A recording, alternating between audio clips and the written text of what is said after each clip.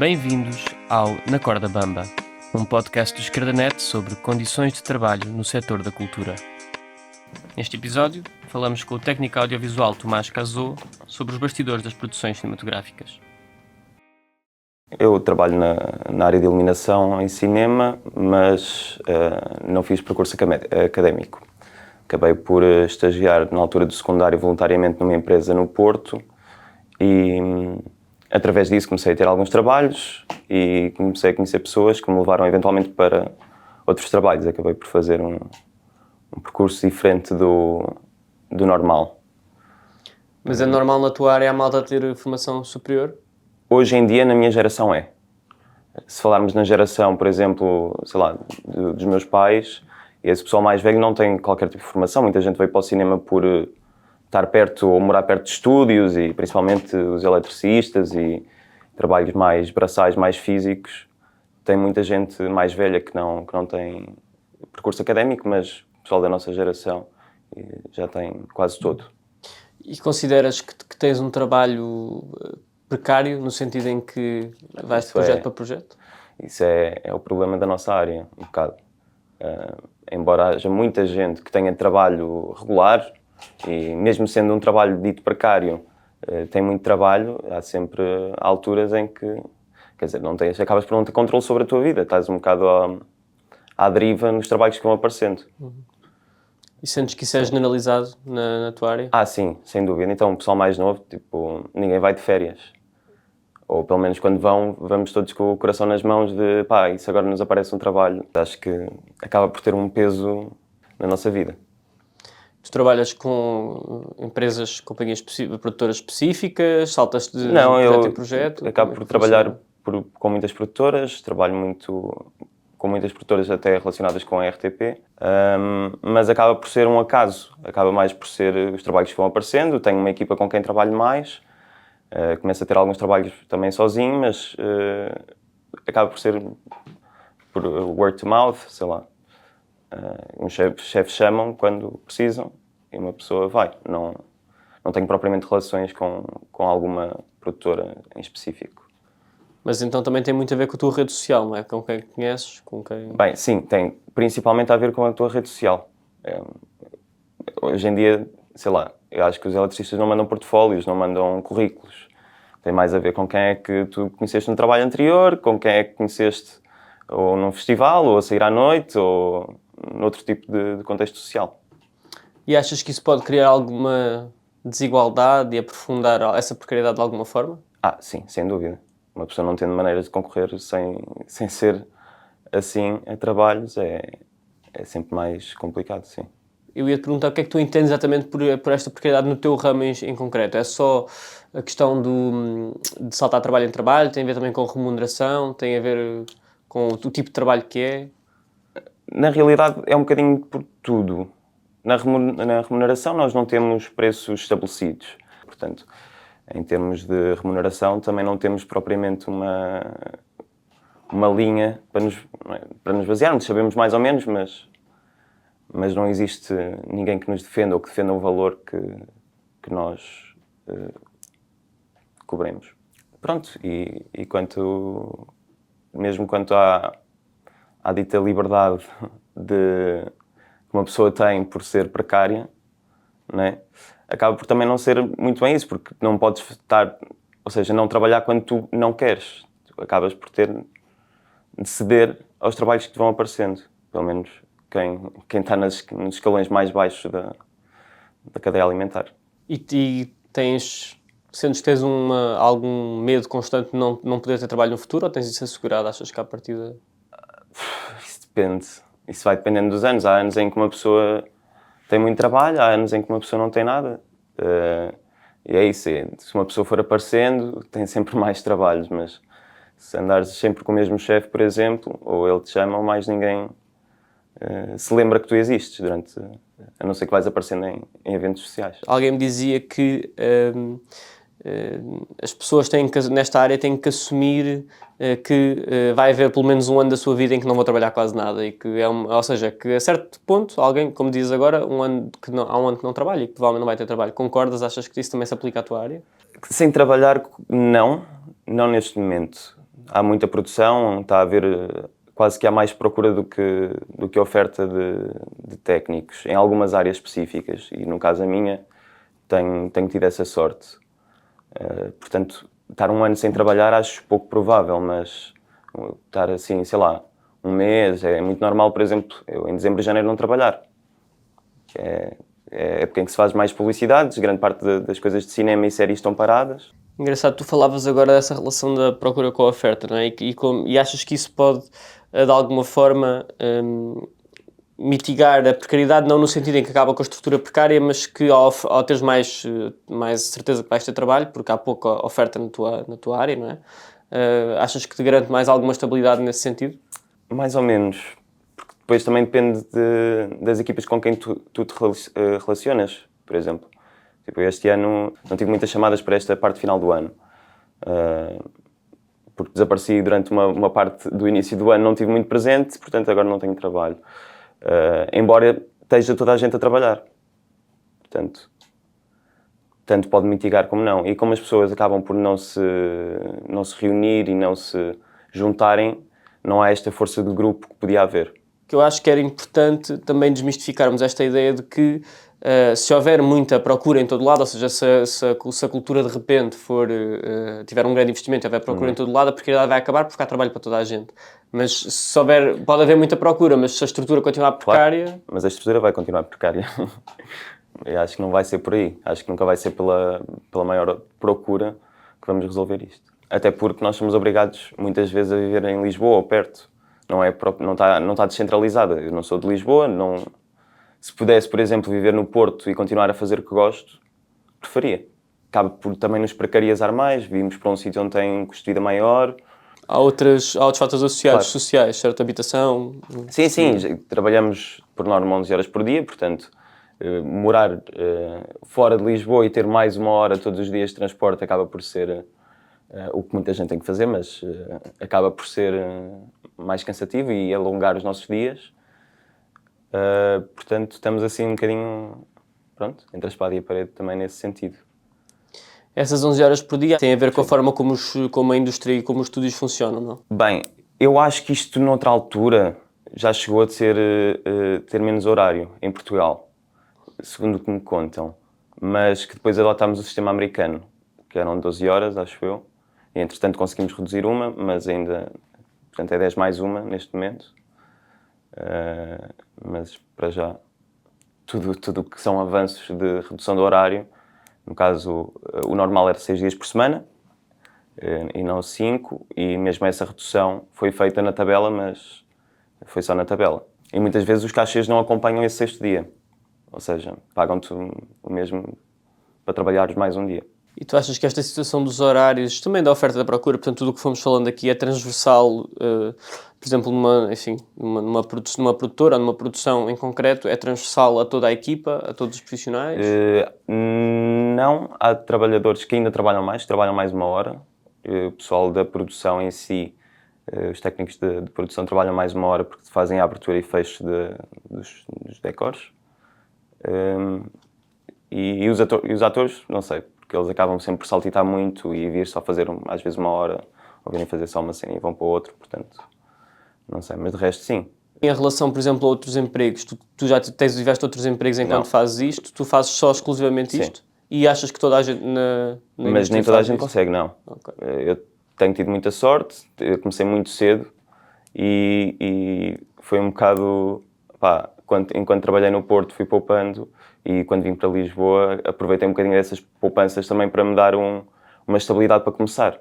Mas tu excluís essa questão de tu não sentes que não vais precisar no futuro próximo de arranjar o teu emprego, ou é uma coisa que está sempre no fundo da tua cabeça?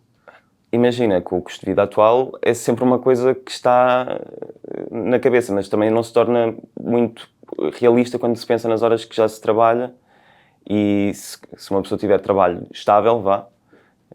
Mas mesmo assim não quer dizer que não seja necessário. E que muitas vezes associamos à precariedade, especialmente nesta área da cultura, esta ideia de ter que procurar outro emprego, ou mesmo de se pensas no futuro, como esta carreira como o teu futuro, ou se achas que é inviável no sentido em que não te dá estabilidade? Achas que neste momento dá estabilidade suficiente? Essa é a pergunta. Não sei, neste momento não sei. Não tenho como te responder. Tive um ano complicado e estou-me a debater exatamente com essa pergunta. Neste momento, se vale a pena ou não continuar na área. E achas que achas que isso é generalizado? Há muita gente muito cansada. Grande parte das pessoas do meu grupo de amigos estão em burnout ou à beira de... E muitos com este problema, ou a serem expulsos de casas, ou a não terem tanto trabalho, não é? E não se chegar, por exemplo, para alimentar o custo de vida que estão normal deles. Vamos por assim. Mas quando tu dizes cansado em relação ao tipo de trabalho que é, às condições de trabalho... É tudo. E mesmo à maneira de trabalhar. Acho que no cinema se está cada vez mais a habituar a trabalhar de uma maneira extremamente, vamos dizer assim, mesmo capitalista, e está-se cada vez a tentar produzir mais em menos tempo.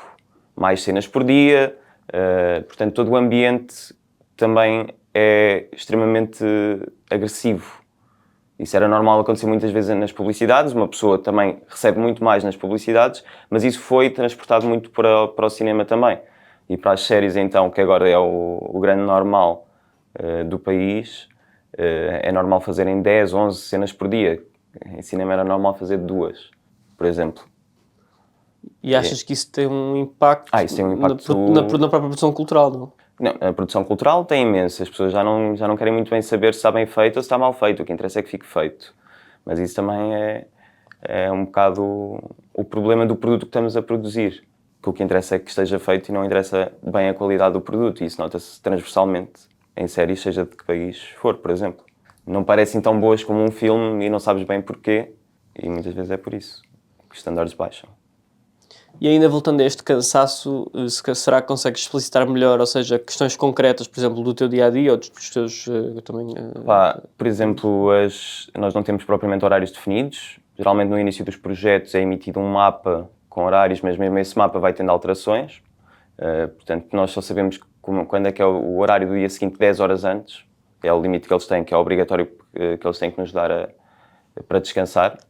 Portanto, a folha de serviço, a folha para o dia seguinte sai no máximo 10 horas antes do começo desse dia. Portanto, acabamos por não ter uma estabilidade e mudamos muitas vezes de horário. Tanto estamos numa segunda-feira a filmar das 8 da manhã às 7 da tarde, como na sexta-feira, se for preciso, estamos a filmar das 2 da manhã às 2 da tarde. Uma pessoa tem que ter as 10 horas de descanso, mas depois disso, até podemos ter menos na realidade, que isso é outra coisa que se calhar, que é altamente precária na nossa área, são a maneira como os nossos horários são vistos. Ou seja, ninguém te pergunta se podes fazer horas extra. Só se faz. E se virem perguntar, olha, podes? Toda a gente assume, por exemplo, que não tens vida para além do cinema, para além do trabalho. Ou mesmo as horas de descanso. Igual, também, pronto, pagam-te, ou não, dependendo do acordo que tiver em vigor, mas podes fazer menos do que 10 horas de descanso. Desde que te paguem por isso, na teoria. E aliado aqui à questão das condições de trabalho, tu achas que para tudo isso, ou seja, nunca haveria uma justificação para isso, mas achas que a remuneração é boa ou mesmo assim, apesar disso tudo, mesmo assim a remuneração é má? A remuneração não é péssima, mas podia ser melhorada, tendo em conta o custo de vida atual de viver numa cidade, numa grande cidade, quer no Porto, quer Lisboa, hoje em dia está muito parecido. Mas sim, principalmente nessa questão das horas e na questão do sexto dia, por exemplo. Não quererem pagar, ou não quererem pagar ao dobro, por exemplo. O último filme em que eu trabalhei, embora se diga ao dobro, pagavam um dia extra, como se fosse mais um dia de trabalho. Normal, né? O sexto dia. Ou o sétimo. Muitas deles também pagam isso ao dia normal. Tu achas que há uma diferença da tua experiência entre grandes projetos e pequenos projetos? Ou é tudo a mesma coisa? Geralmente, quanto mais pequenos os projetos, mais humanos também são com estas coisas, porque também não têm dinheiro para te pagar, portanto compensam na qualidade de vida que te proporcionam, ou tentam compensar muito por aí. Porque muitas vezes os projetos pequenos não têm mesmo dinheiro, porque portanto compensa por aí. Também há uma outra, porque é diferente, não é? Há uma outra precariedade que é, Certo. pode ser mais humano, mas também não tem dinheiro, e por isso há aí uma contradição. E geralmente há uma coisa que pelo menos para mim é muito diferente nesses dois projetos, é que um está a ser feito, ou grande parte, porque interessa, e há um esforço, acaba por ser também de equipa, porque as pessoas acreditam num projeto, e grande parte do nosso trabalho dia-a-dia, dos projetos grandes, não tem qualquer interesse artístico. Portanto, também há esse desapego pelo produto, sim, pela obra. Se achas que também há uma falta de visibilidade dos profissionais, neste caso os técnicos, não é? Que estão por trás das produções, e se isso contribui para esta falta de organização, para esta falta de organização? Acho que até pode haver alguma invisibilidade para fora, mas esses problemas associativos ou de condições acabam por ser resolvidos por nós, não pelas pessoas de fora, acho eu. E, portanto, não sei se isso afeta ou não as pessoas saberem que nós existimos, porque também não acho que mais ninguém possa resolver isso a não ser de dentro. Portanto, não sei se essa invisibilidade, se a nossa invisibilidade tem peso nisso ou não. Então qual é o problema dessa falta de organização? Qual é que tu identificas como problema? Acho que há mesmo falta de vontade das pessoas, ou seja, imagina, para um sindicato é preciso que as pessoas deixem de trabalhar, muito, se calhar para se organizarem e passarem a ser dirigentes sindicais ou dedicarem mais tempo a isso, e ninguém está muito virado para aí, por exemplo. Mesmo nos grupos que já existem, muitas vezes demoram semanas ou meses a responder a e-mails dos associados ou de quem se quer associar, porque não é o trabalho das pessoas. E acho que é muito por aí. Depois há uma pressão muito grande também da parte das produtoras, por não cumprir esses preços, portanto, também de que é que servem essas associações se não há um peso para se cumprirem as deliberações dos associados, não é? O que é que tu achas que seria uma forma de diminuir esta precariedade? Tem a ver com a forma como, ou seja, se calhar não trabalhar de projeto a projeto, mas estar associado a uma produtora específica? Isso é sequer possível com as condições que há neste momento? Como é que tu achas que... Pois, imagina, há produtoras que fazem isso, mas geralmente a experiência que eu tenho e que tive no Porto era, sei lá, eles pagavam basicamente o ordenado mínimo na altura, pagavam um pouco acima do ordenado mínimo e não é um trabalho para não teres horários, para todas estas coisas, não é um pagamento justo. Portanto, não sei se isso é sequer uma opção. Acho que se calhar uma opção ou era criar cooperativas em que uma pessoa pudesse ter um contributo ou haver cooperativas por departamento e as pessoas contribuírem e terem por aí um ordenado estável ou que assim garantissem mais direitos aos trabalhadores, não sei. Mas se calhar até tocaste aí num ponto fundamental que é muito difícil haver sequer contratos de trabalho regularizado quando as próprias condições de trabalho não o são. E, portanto, se calhar impor primeiro 5 dias de trabalho, 8 horas por dia, Claro. Se calhar seria um primeiro passo, não? Sim, seria um ótimo primeiro passo. Só que é isso, é preciso haver força coletiva que neste momento não há. Obrigado por ouvirem. No próximo episódio falamos com o encenador Beto Covil sobre as dificuldades das pequenas companhias de teatro.